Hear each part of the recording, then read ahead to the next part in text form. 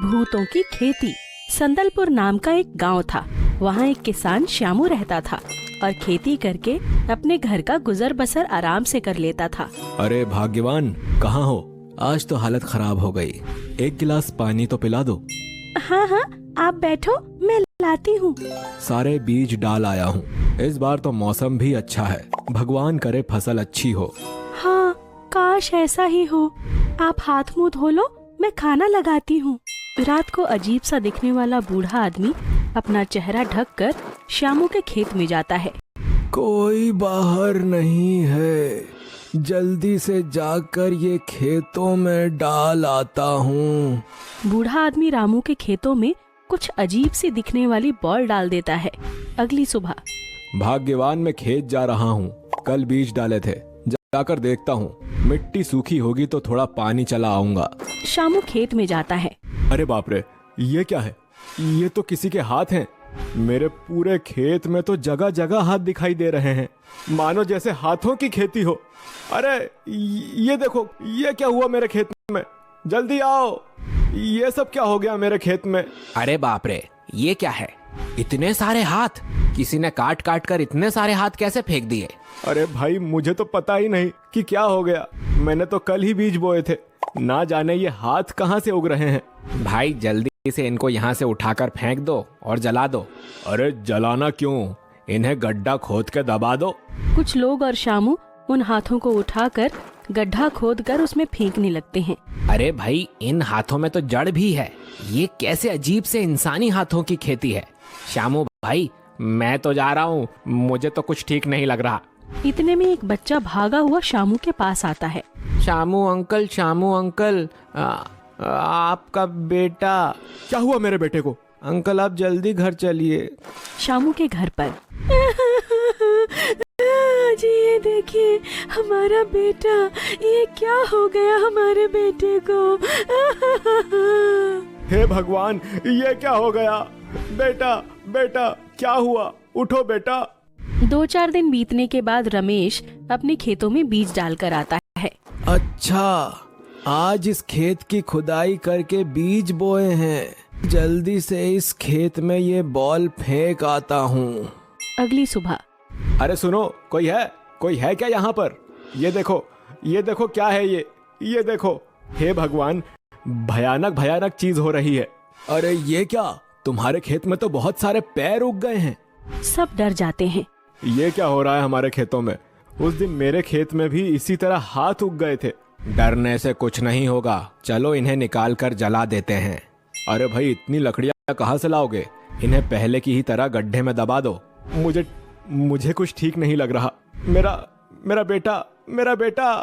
रमेश भागकर घर जाता है। मेरा बेटा भी चला गया। क्या कर सकते हैं, शायद भगवान की यही मर्जी थी। ये सिलसिला कई किसानों के साथ होता है। किसी के खेत पर सर, किसी के खेत में धड़ उगने लगते हैं। सब बहुत डर जाते हैं।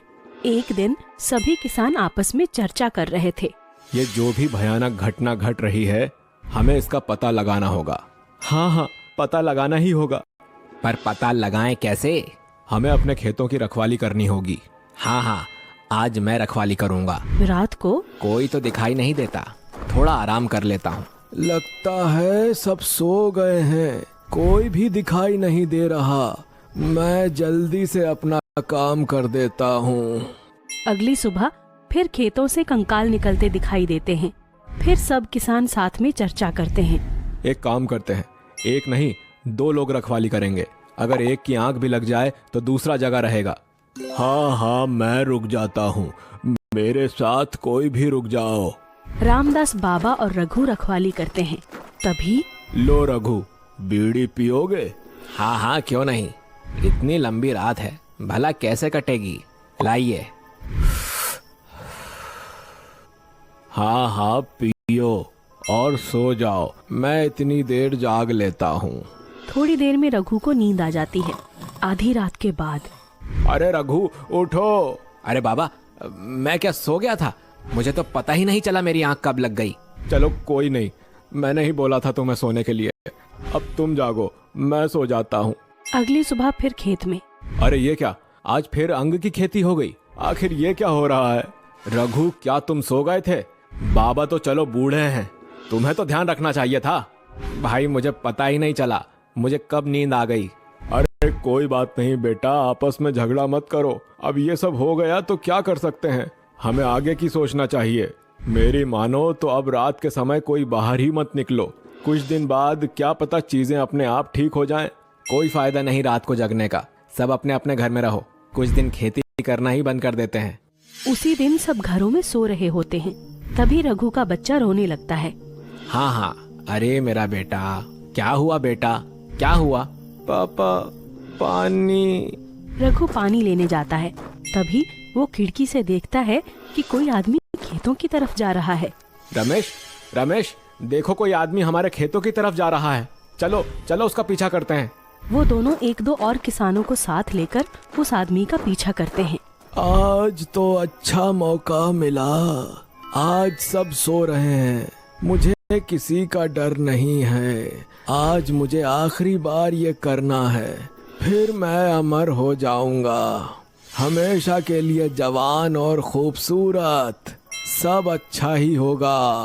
अरे जल्दी से करके भाग जाता हूँ, अगर किसी को पता चल गया तो मेरी सिद्धि अधूरी रह जाएगी, मैं नष्ट हो जाऊंगा। गांव के बेचारे भोले लोग। कौन हो तुम? शामू, इसके मुंह से कपड़ा हटाओ। जल्दी जल्दी देखो ये कौन है जो हमारे खेतों में भूतों वाली खेती कर रहा है। अरे रामदास बाबा, तुम? ये तो तुम थे, वो आस्तीन के सांप। तुमने ही ये सब किया और हमारे बच्चों को भी मार डाला। क्या मिला तुम्हें ये सब करके? हम तुम्हें नहीं छोड़ेंगे। हाँ हाँ, मारो इसको, हाँ हाँ मारो, मारो इसे। मेरा काम तो हो गया, अब तुम मेरा कुछ नहीं बिगाड़ सकते। अब मैं अमर हो जाऊंगा, जवान, हट्टा कट्टा, पूरे गांव पर राज करूंगा। आज अमावस की रात है, मैं अपनी अंतिम अंग की बॉल डाल चुका हूँ। कल इसमें जो अंग उगेंगे उससे मेरे ढेरों भूत बनकर तैयार हो जाएंगे और वो मेरे गुलाम बन जाएंगे। मेरा काम तो हो गया। हम ऐसा नहीं होने देंगे, चलो ये खेत ही जला देते हैं। हाँ हाँ, जला दो ये खेत, जला दो। नहीं नहीं, ऐसा मत करना, नहीं नहीं, मत जलाओ, मत जलाओ। तभी तो ये उन अंगों को जलाने नहीं देता था, जरूर बाद में ये उन सबको उखाड़ कर ले जाता था। ये सही कहा भाई तुमने, जला दो इस खेत को, तभी इसकी भूतों वाली खेती खत्म होगी। सब मिलकर खेत जला देते हैं। उसमें से ढेर सारे भूत निकलकर उसी आग में जल जाते हैं और बाबा भी धीरे धीरे नष्ट हो जाता है। और ऐसे ही इस आग में भूतों की खेती जलकर नष्ट हो जाती है।